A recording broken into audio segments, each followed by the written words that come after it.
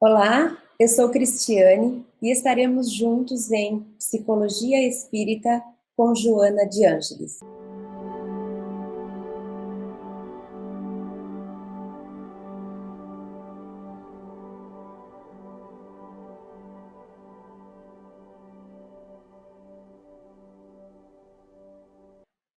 Uma alegria estarmos reunidos com base nos estudos de Joana de Ângeles e vamos aproveitar esses momentos nos próximos encontros para nos organizarmos em torno da obra da nossa mentora, da nossa querida mentora, focando em especial esse tema de fundamental importância para a vida do ser humano, a família.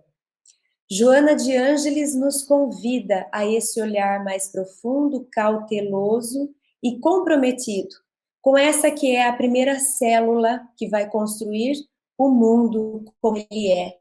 É a base de nossa sociedade. A nossa família tem sofrido muitas transformações e é então da nossa parte interessante, importante e até responsável voltarmos o nosso olhar para a família. Essa família que ao longo das últimas décadas, dos últimos anos, tem sido às vezes relegada a segundo plano, às vezes combatida, confrontada. Fica então esse convite para pensarmos um pouquinho a respeito dessa instituição a partir dos nossos ensinos, dos estudos de Joana de Ângeles. Faremos uso dos slides para podermos trazer aqui o pensamento literal da benfeitora. E Joana nos fala que a família, ela é a base fundamental sobre a qual se ergue o imenso edifício da sociedade.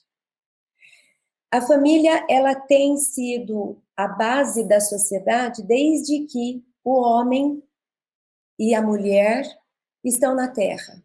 Os primeiros agrupamentos se basearam em tribos, em grupos. Eles se organizavam, o tempo passou, muitas coisas foram modificadas, mas sempre essa tentativa, esse desejo, esse instinto gregário nos faz nos aproximar e formarmos então essa base. Essa base ela vem sofrendo mudanças, diferenças de acordo com o lugar, de acordo com o contexto histórico, de acordo com o momento evolutivo. Mas precisamos admitir que ela continua sendo urgente, necessária, fundamental para pensarmos na vida na Terra, para pensarmos em mundo melhor, para pensarmos em sociedade como desejamos, mais fraterna, mais harmoniosa, mais equilibrada. É na família que nós começamos a arquitetar a sociedade do amanhã, a sociedade que viveremos e nossos filhos viverão. Por isso é importante pensarmos a respeito. Nesses últimos tempos, quando a vida na Terra mudou tanto e os hábitos e os costumes também se modificaram, a mulher teve mais espaço no meio profissional, os filhos também passaram a estar mais expostos ao coletivo por meio das redes sociais e da facilidade de acesso a tantas culturas diferentes. O mundo mudou, a sociedade mudou, as relações se modificaram. E diante disso, a família precisa ser repensada ou revisitada. É importante da nossa parte procurarmos internamente essa atualização. Não podemos mais pensar em família como nossos avós pensavam. Aquilo que funcionou lá atrás, que os nossos antepassados utilizaram como recurso, como instrumentos para organizar a sua casa, o seu lar, já não cabem mais, muitas vezes, nos contextos atuais. No entanto, há outros valores que fazem parte do cerne da constituição de uma família, que eles são atemporais. Não importa a época em que estejamos, não importa o lugar onde vivamos, não importa que século estejamos. Eles são fundamentais e precisam ser preservados. E a busca entre aquilo que precisa ser revisitado, transformado, modificado, atualizado, e aquilo, por contrapartida, que não deve ser abandonado, nem jamais ser considerado desatualizado. É essa busca entre esses dois âmbitos que precisa ser feita nos nossos dias e que precisa que cada responsável pelo contexto da família, os pais, os avós, aqueles que são as figuras de representação dentro do lar, eles se dediquem a isso. É preciso que nós, da nossa parte, enquanto pais, educadores ou responsáveis familiares, tenhamos um tempo para olhar. Será que eu, você, nós temos isso claro em nossa mente? Ou nós continuamos repetindo esses jargões, porque na minha época não era assim, ou porque na minha época sim que isso funcionava, ou essa juventude hoje está perdida. Porque onde é que esses jargões nos levam? De que adianta ficarmos repetindo isso? Às vezes saudosistas, porque julgamos que no passado era melhor, como se o mundo fosse desevoluindo. Às vezes esperançosos de que essa geração venha resolver os problemas que nós causamos nas gerações passadas. Às vezes é uma expectativa que não tem base, como é que eu posso imaginar que o ser que eu estou formando, que é meu filho, que é de minha responsabilidade, como é que eu vou imaginar que ele vai crescer para me salvar ou salvar aquilo que eu não fiz bem? Se ele está sendo gerado a partir de mim, a partir do meu contexto e a partir do meu estímulo. É ilusão da nossa parte. Por outro lado, olhar para trás também e dizer que naquela época sim era bom, também o que isso nos acrescenta? O que isso adianta se aquela época já não está mais, se o contexto não funciona mais, se a tecnologia é outra? O que funciona assim é um olhar consciente, é prestarmos atenção no momento em que estamos, nos instrumentos dos quais dispomos, na família da qual somos responsáveis, e aí sim tentarmos imaginar como poderíamos criar um ambiente que seja realmente produtivo para a formação do que Joana diz, um edifício que vai servir de base para a construção de toda a sociedade. Nós temos lá no livro dos Espíritos, na questão 775, essa pergunta, né, a respeito da família. Então, Kardec diz, qual seria para a sociedade o resultado do relaxamento dos laços de família? Vamos imaginar que hoje, por causa da tecnologia, da modernidade, de novos valores que têm tentado entrar e questionar a família como se isso fosse uma instituição do passado, como se hoje em dia isso fosse uma questão simplesmente de escolha, se eu vivo sozinho ou se eu vivo em família, como se fosse um produto cultural e não instintivo, e não planejado por Deus, pelas leis divinas. Vamos imaginar, então, o que o Espiritismo nos tem a dizer, o que os benfeitores disseram. Então, vamos perguntar para eles, olha, será que a família realmente não é um construto social e a gente um dia resolveu fazer isso, mas na verdade não tem nada a ver, a gente não precisa viver em família, vamos esquecer essa história e vamos voltar a essa individualidade mesmo mais pura. E aí os bons espíritos dizem, caso nós venhamos a adotar essa linha de pensamento, nós produziremos uma recrudescência do egoísmo. Veja como eles são inteligentes. Eles não trazem cartilha, eles não dão lição de moral. E eles não dizem o que é certo e o que é errado no sentido impositivo. Eles simplesmente nos convidam a pensar em qual seria o efeito. E aí eles deixam para que nós, que somos autônomos, ou pelo menos temos condição de ser, tomemos nossa decisão. Eu vou abandonar a família. Não acredito mais na instituição família e vou divulgar essa mensagem. O que será que eu estou promovendo no mundo? Qual é a minha linha? O que eu estou convidando as pessoas a fazerem? Eu estou convidando as pessoas a resgatarem, a alimentarem o egoísmo. Então, é como se eles dissessem que a família, ela serve para a gente de antídoto para o egoísmo. Em outros trechos, o Espiritismo vai dizer que o grande mal da humanidade, ou dentre os grandes males da humanidade, está o orgulho e o egoísmo.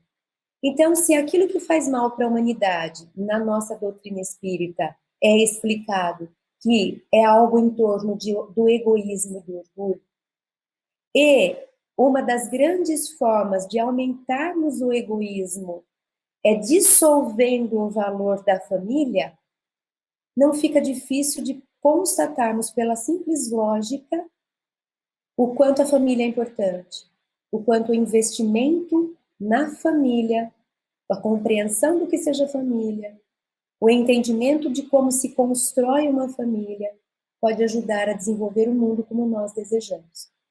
O egoísmo atrapalha o mundo.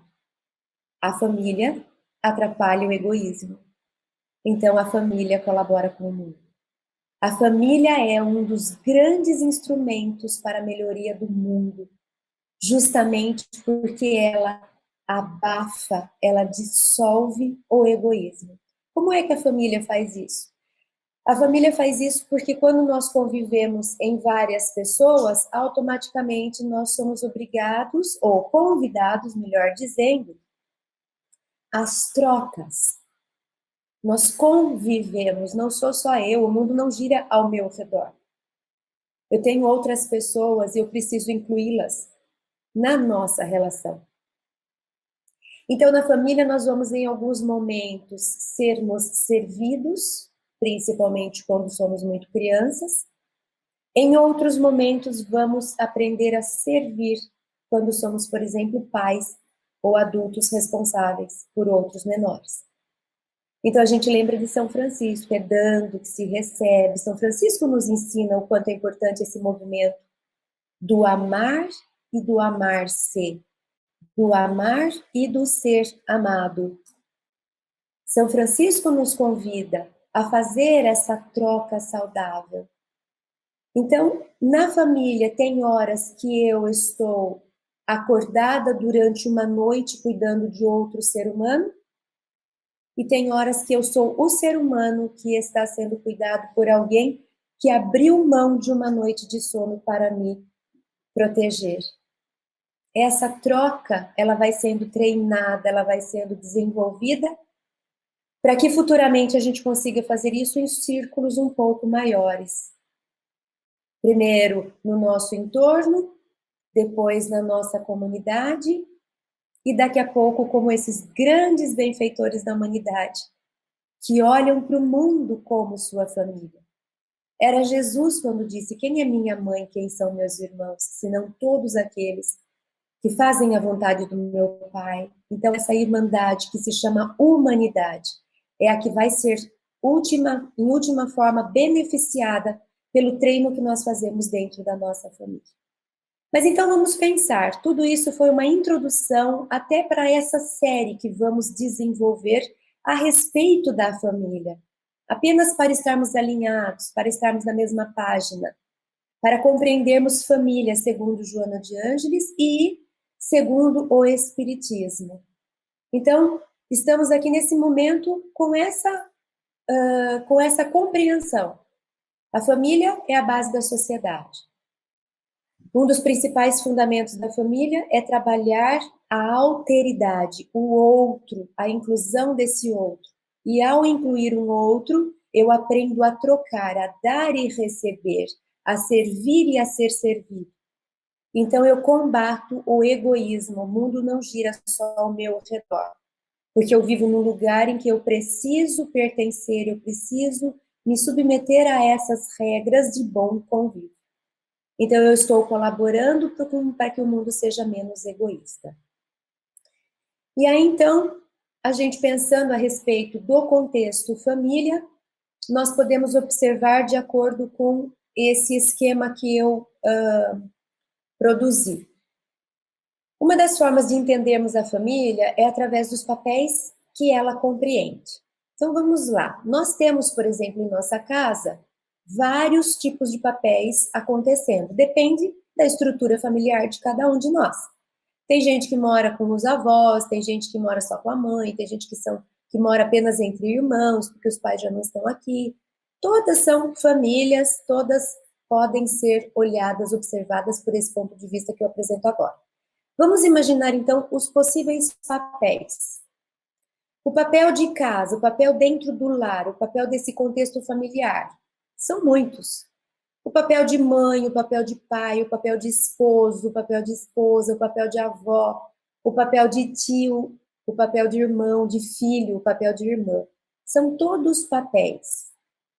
Para a gente organizar a família, para a gente conviver numa família de forma que ela seja harmoniosa, porque esse é o nosso objetivo aqui, o objetivo do nosso trabalho é investir na família, é cultivar os valores familiares, é trazer profundidade, raiz para a instituição família, é convidar as pessoas a, juntos, investirmos, conhecermos mais, entendermos como funciona a família. E uma das formas é compreender o papel que cada membro tem dentro da família. Isso é fundamental. Por quê?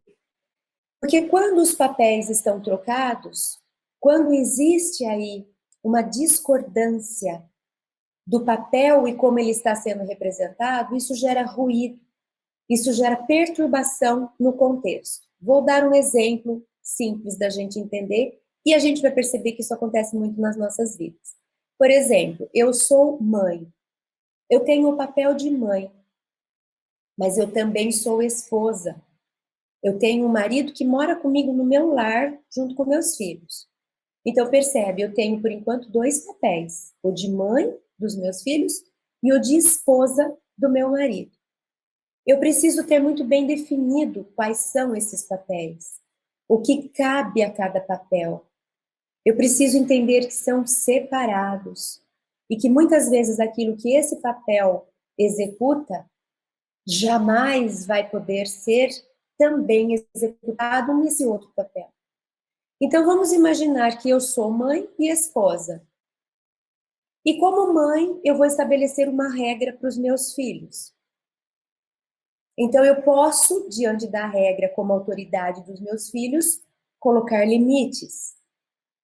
Eu posso dizer para o meu filho, por exemplo, 10 horas da noite, às 22 horas, eu não quero mais nenhuma luz acesa, nem computador ligado, nem TV. Então, eu tenho aqui os meus filhos, eles são crianças, adolescentes, cabe no meu papel estabelecer horários. Então, eu vou dizer para os meus filhos, regra da casa, 10 horas é o limite máximo, se quiser desligar antes, ok, mais que isso não. Então, eu posso vir, nessa condição de mãe, estabelecer um limite para os meus filhos. Agora, tenta imaginar eu chegar para o meu marido e dizer assim, marido, 10 horas da noite, você por favor na cama, não quero mais ouvir nenhum barulho, nada de celular. Fica estranho, não fica? Tem algo aí que não combina. Como assim? Eu não sou sua mãe. Ele poderia dizer, você não é minha mãe para me dar limites, para me colocar limites. Então, se eu não tiver bem certeza de qual papel eu estou desempenhando naquele momento, eu posso misturar as estações. E daqui a pouco eu estou tratando o meu esposo como filho. E muitas vezes estou tratando o meu filho como pai. Do jeito que eu trago, parece assim, não, é impossível de acontecer, mas a gente sabe que não é. Quantas vezes a gente está dando bronca no marido? Quantas vezes o marido está falando pra gente, ai, você pode guardar aquele monte de roupa que eu fui puxar de baixo, né? Porque ele puxa de baixo, mas ele não consegue erguer para puxar. Ele puxa e a pilha vem inteira de camisetas, né? E aí ele que não está se vendo como adulto independente, porque o adulto independente vai resolver esse problema por si, vai lá e coloca do seu jeito, ele vai requisitar essa pseudo-mãe, que na verdade é a esposa. Ô, bem, você pode pôr lá de volta todas as camisetas que eu derrubei, né? Faz até uma voz assim meio infantilizada para ver se comove o instinto materno da mulher. Percebe os papéis se misturando? Aí, se a mulher não tiver bem centrada como esposa, ela pode entrar nessa narrativa e gostar dessa isca porque afinal de contas ela está sendo valorizada, ela está sendo querida, ela está sendo buscada, ela está sendo necessitada. Então ela fala assim: ah, amorzinho, deixa, pode deixar, que eu arrumo de novo toda a sua bagunça, como eu arrumo todos os dias. Isso um dia é bom, 2 dias é bom, chega uma hora que ela não aguenta mais. E aí começa o quê? As brigas. E aí aquilo que ela sempre fez, agora ela não quer mais fazer, e ela começa a jogar na cara. Olha o seu tamanho, tá pensando o quê para eu ficar arrumando suas coisas? Por que chegou nisso? Não chegou nisso da noite pro dia. Chegou nisso porque os papéis foram se mesclando e as pessoas não foram separando. E daqui a pouco eu estou como mãe do meu marido e eu falo para o meu filho resolver meus problemas porque eu não consigo, e daqui a pouco meu filho está acima de mim me dando bronca porque ele falou para mim que eu tinha que fazer isso e eu não fiz, e a gente vira uma bagunça dentro da casa. Eu já vi pais perguntando para o filhinho de 3 anos, no caso era uma filhinha, para a filhinha de 3 anos, o que eles iam fazer no final de semana, para onde que iriam. Era a filhinha de 3 anos que escolhia se ia almoçar na casa da avó, se ia. Como assim? Precisa estabelecer papéis, cada papel tem sua responsabilidade, tem sua autoridade ou não. A gente não pode misturar papéis, por exemplo, de pôr filho cuidando de outro filho. Eu já vi também muito isso acontecer. Quando a gente diz assim, olha, a mamãe vai ali e você toma conta da sua irmãzinha, tá? Quantos anos tem o fulano que eu mandei tomar conta da irmãzinha? 6. E falei para ele, de 6 anos, eu vou ali e você cuida da sua irmã de 2. Como que eu vou falar para uma criança de 6 anos tomar conta de uma outra de 2? É a gente misturando papéis. O papel de filho é ser filho. O papel de filho não, o filho não pode sair dessa hierarquia e de repente subir aqui para cuidar de mim. Ele também não deve sair da hierarquia e vir aqui do meu lado para me ajudar a cuidar dos filhos. A gente sabe que às vezes a vida é turbulenta e nos obriga a certos prejuízos. E a gente sabe que muitas vezes o irmão mais velho precisou vir aqui no lugar do pai para ajudar a mãe a criar um monte de outros irmãos. A gente sabe, isso pode acontecer, mas a gente sabe também que isso vai ter prejuízo. Vai ter prejuízo para esse que vem, porque ele entrou num papel que não é dele, vai ter prejuízo para os que estão de baixo, porque eles estão sob a responsabilidade de alguém que, na verdade, deveria estar do tamanho deles, psicologicamente falando. A gente sabe que vai ter muita interferência, que vai ter muita complicação nisso. Então, quanto mais eu conseguir manter cada um no seu papel, mais saudável é a família. E eu entender qual é o meu papel e o que me cabe. Aí a gente deixa para circunstâncias assim absurdas, quando não se resta outra oportunidade, aí a gente vai admitir essas trocas de papéis quando a gente não encontrar outra forma de lidar. Mas isso não deve ser requisitado a toda hora. E isso é requisitado a toda hora. As pessoas costumam misturar tudo. Quantas mães fazem das suas filhas um ouvido terapêutico para desabafar as mágoas que traz do marido? Mas espera aí, esse ouvido que me escuta é a filha do homem do qual eu falo mal e conto as histórias e me ponho de coitada. Não é um ouvido que está isento, ela faz parte da situação. Eu não percebo, mas eu estou comprometendo a psique da minha filha, colocando-a como um par meu. Então, se eu estou precisando desabafar, se eu preciso fazer algum tipo de catarse e eu não posso pagar uma terapia, eu posso procurar alguém que está como par meu, que está no mesmo nível que eu. Eu vou procurar minha irmã, eu vou procurar minha prima, eu vou procurar a vizinha, eu vou procurar a amiga de infância. Eu posso até subir de nível. Eu vou procurar minha mãe para desabafar. Eu vou pedir orientação para minha mãe. Ah, eu posso. Porque eu estou respeitando essa hierarquia psicológica. Agora, eu não posso descer para pedir ajuda aqui, psicologicamente falando. É óbvio que se eu estiver precisando de alguma coisa, precisando que alguém me ajude a subir na escada porque eu estou com as costas travadas, eu não vou pedir para o meu filho porque a Cris falou, não, a gente vai pedir, a gente vai trocar, não é isso. Nós estamos falando de demandas emocionais, de resolução de conflitos psicológicos. Nós estamos falando de não misturar papéis, de saber bem o que é ser esposa. Ser esposa não é ser mãe. Ser esposa não é ser policial do marido que fica investigando a vida dele, procurando no WhatsApp se tem conversa escondida. Ser esposa não é ser coleguinha sei lá, de futebol. Eu não preciso fazer tudo com meu marido.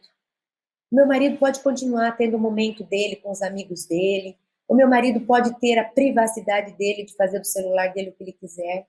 O que é ser esposa? O que cabe a uma esposa? Você já se perguntou?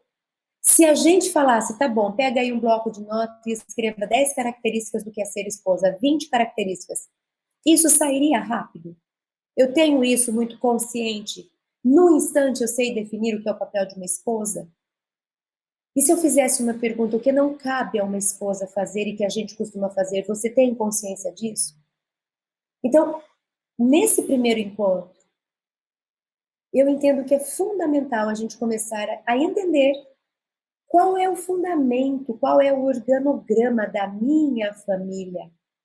Quem está nesse patamar de hierarquia de responsabilidade comigo? Sou eu e meu marido? Sou eu sozinha? Sou eu com o apoio de uma irmã que mora comigo? Sou eu junto com os meus pais? Eu preciso ter noção dessa estrutura organizacional e o que cabe a cada papel, porque misturar papéis compromete psicologicamente seus membros. Eu já não sei mais o que me cabe e o que não me cabe. E uma das formas de compreendermos o que é um papel e o que é o papel de cada um é prestando atenção nas necessidades e nas responsabilidades. Necessidades a gente pode falar, necessidades físicas, cognitivas, financeiras, emocionais. Eu trouxe aí um exemplo de uma criança que quer lavar as mãos, mas ela é muito pequenininha para uma cuba, né, para uma pia muito alta. É uma necessidade física, ela não tem tamanho ainda. Então, é uma necessidade, cabe a quem consegue carregá-la, cabe a quem consegue com segurança carregá-la fazer isso. Se ela tem 6 anos e tem um irmão de 15, o irmão de 15 tem estrutura para carregar a criança sem pô-la em risco, para que ela possa lavar as suas mãos. Mas se ela tem 6 anos e o irmão tem 8, será que cabe ao irmão de 8 fazer isso? Eu estou trazendo essas perguntas que elas são tênues, e a dificuldade é quando ela é tênue. Quando a coisa é bem escancarada, fica fácil.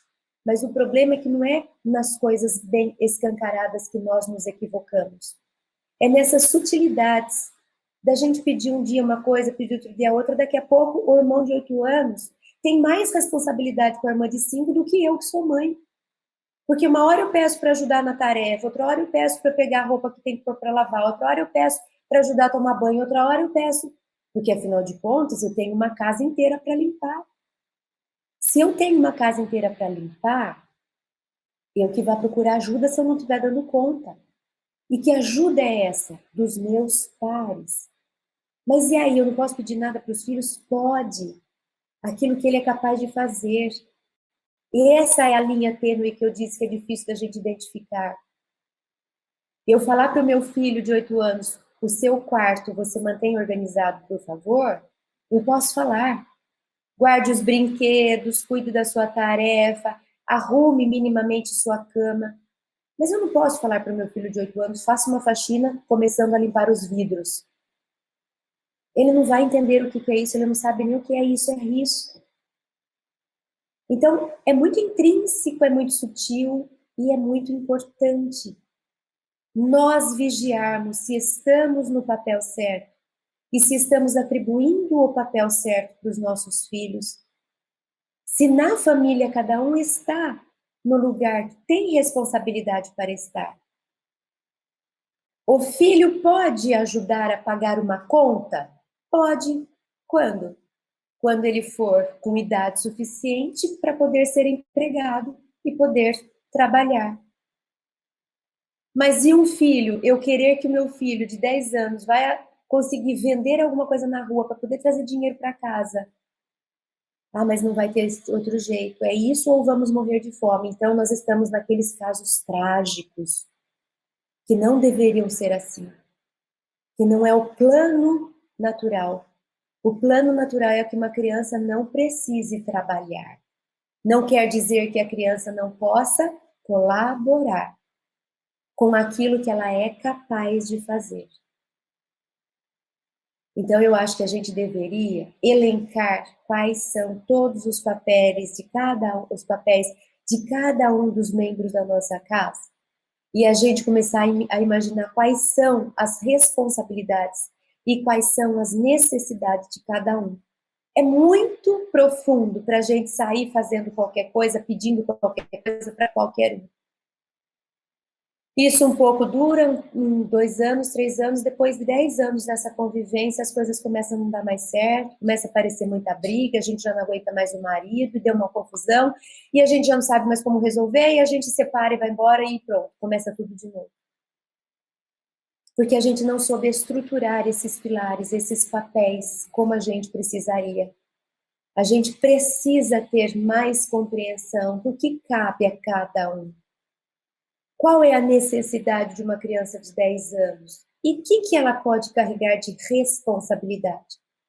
Eu não posso sair de casa e falar para ela: você vai cuidar da sua irmã de 5 e o que acontecer vai ser responsabilidade sua. Eu não posso fazer isso. Eu não posso. Criança de 10 anos não tem responsabilidade sobre uma de 5.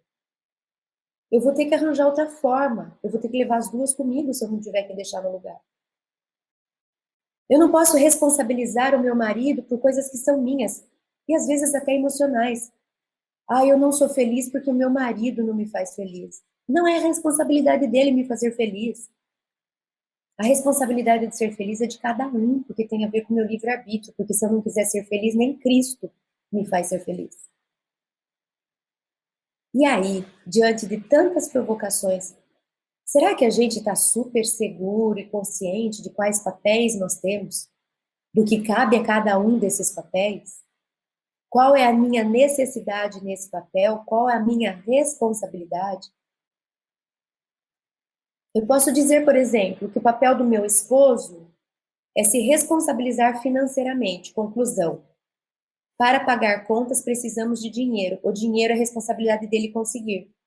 A minha responsabilidade não vai ser financeira, mas a minha responsabilidade vai ser, por exemplo, relacional em casa. Eu vou prestar mais atenção nos relacionamentos. Até porque meu marido está saindo para cuidar da parte financeira, eu estou ficando para cuidar dos relacionamentos entre os irmãos, por exemplo. Isso é dividir. Isso é a gente ser parceiro do nosso marido.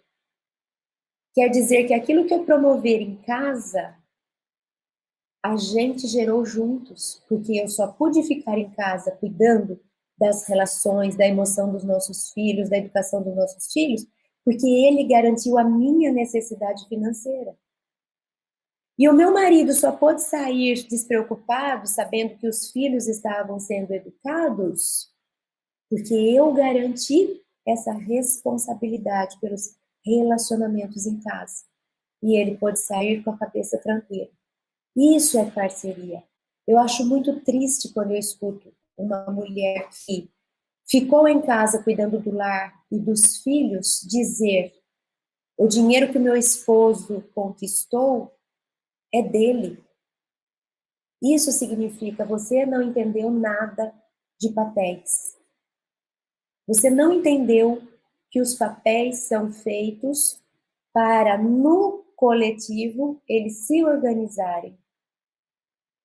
Mas eles não são individuais. Um papel tem relação com o outro. O papel de quem vai garantir a parte financeira tem relação com o papel de quem cuida da criança, da educação da criança. não são separados, fazem parte de uma única estrutura. É como se eu pegasse um relógio e falasse assim, o ponteiro sozinho vai marcar as horas. Não vai, ele precisa daquela outra parte que é a base, né? Ele precisa também da corda, ou ele precisa do elemento eletrônico lá dentro. Cada parte dessa sozinha não marca horas. Para que se marque as horas, é preciso que cada partezinha desempenhe o seu papel.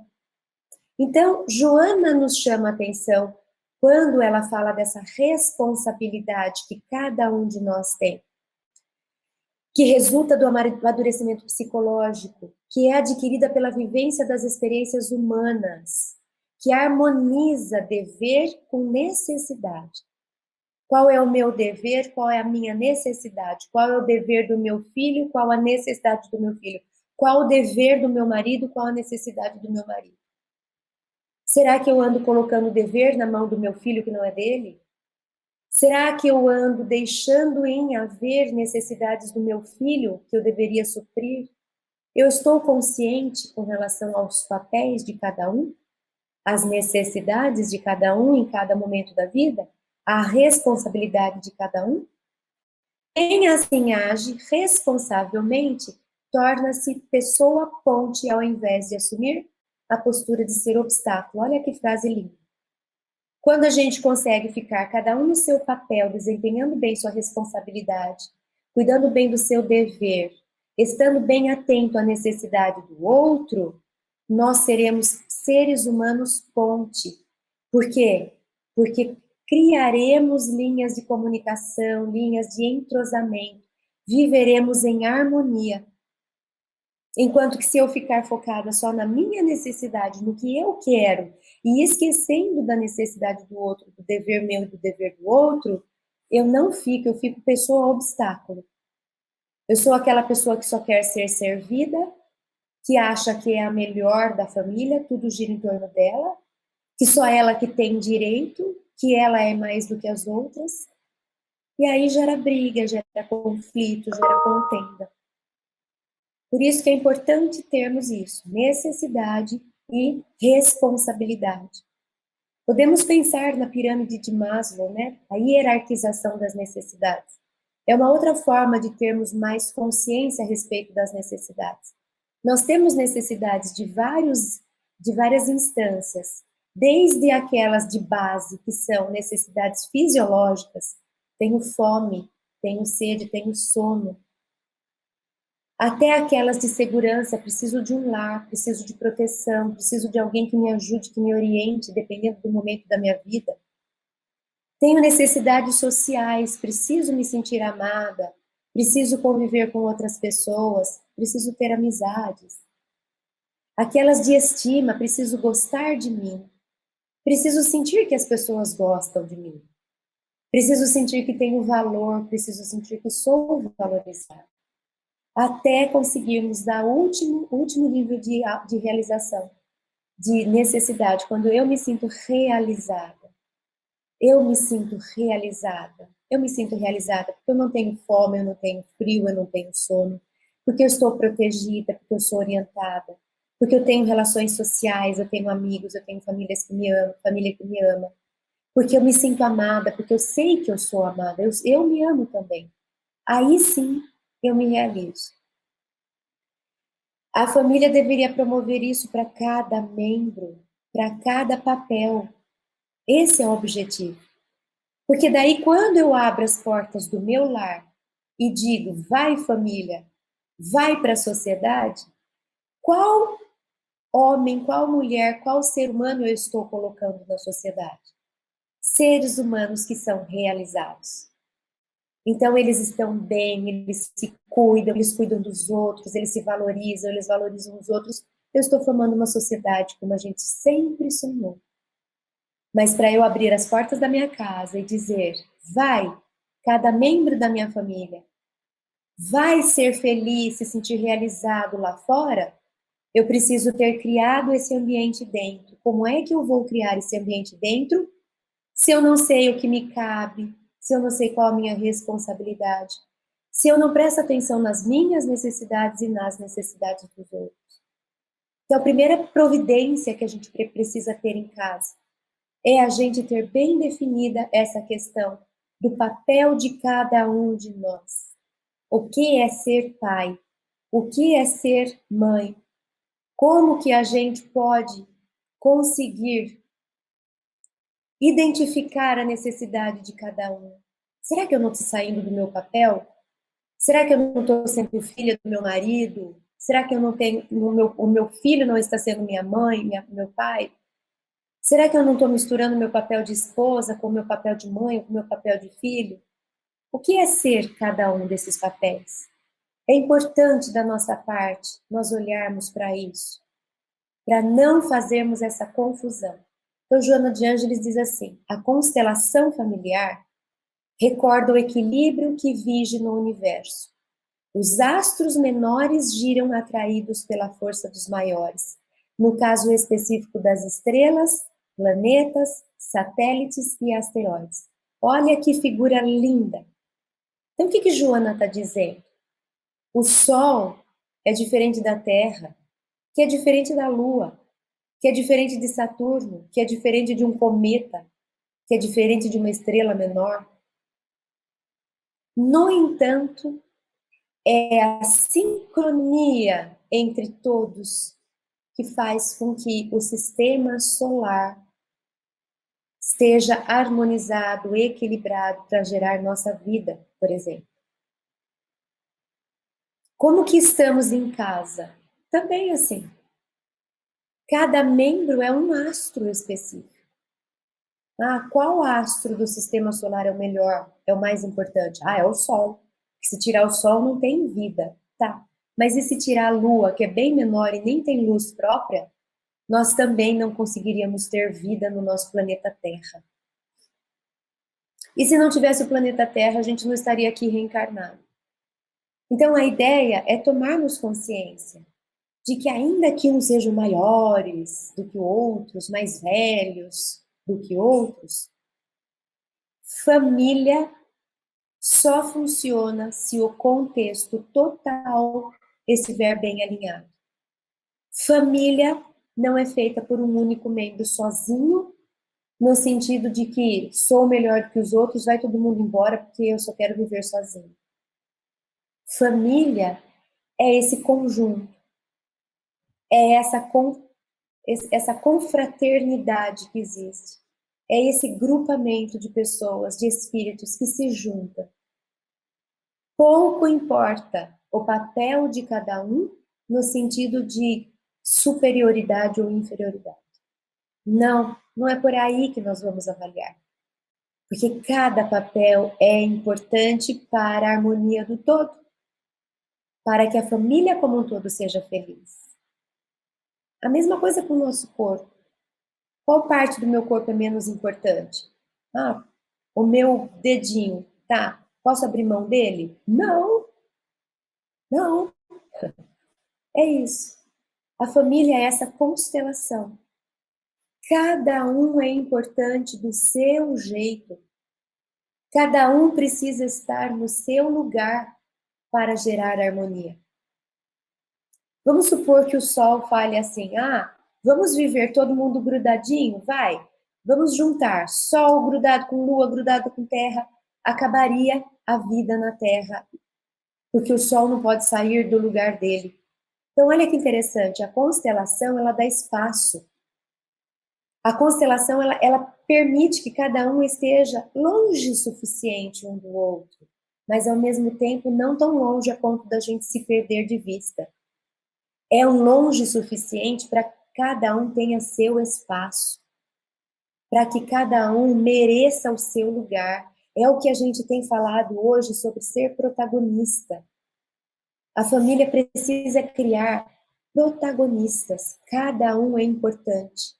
Cada um é único, cada um é essencial, cada um é valor por si. A família precisa apresentar essa valorização de cada membro. A gente não pode dizer que um membro é maior que o outro, é melhor que o outro, é mais importante que o outro, é mais fundamental. Então, no caso dos pais, eles precisam valorizar os filhos.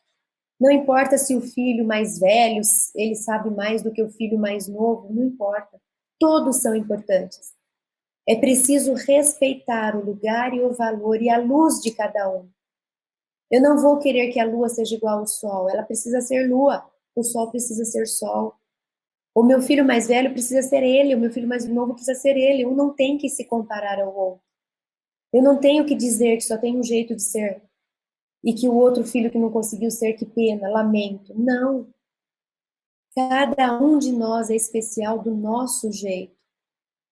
E existe na constelação familiar, esse ramo da psicologia, essa frase que diz: a constelação sistêmica, que visa organizar a dinâmica dos relacionamentos, devolve a cada membro o lugar que lhe cabe, ou seja, retirando dele o peso assumido indevidamente, seja por ignorância, por conflito, por necessidade de pertencer e agradar. Agora, olha essa frase. Cada tragédia familiar descansa sobre uma transgressão das leis que regem o sistema. Então, a constelação familiar é um ramo da psicologia, é uma área da psicologia que vai tentar trazer saúde e harmonia para a família, simplesmente colocando cada um no seu papel, simplesmente tirando de um ou de outro membro o que não era dele, o que não lhe pertencia. Filho fazendo papel de pai, marido sendo colocado na condição de filho, esposa que vira criancinha e que acha que o marido manda nela, filho que acabou desencarnando e o outro entra no lugar, marido que desencarna e um filho vem para tentar suprir o lugar do pai. A constelação familiar, ela vai trabalhar isso. E ela afirma que se cada membro estiver no seu lugar, não quiser ser como a mãe quis que ele fosse, não quiser ser igual ao irmão porque o irmão quer valorizado, não quiser ocupar o lugar do pai, não quiser... Se cada um ficar no seu lugar, desempenhando o seu papel, é suficiente para trazer harmonia para a família. A constelação familiar fala que as famílias não dão certo porque os papéis estão trocados. Cada tragédia familiar descansa sobre uma transgressão das leis que regem o sistema. É a gente desempenhando papel que não é nosso. É um de nós estando no lugar que não nos pertence. Olha quanto é importante a gente ter consciência a respeito do papel que é de cada um de nós. Então, na convivência com o próximo, o ser humano lima as arestas.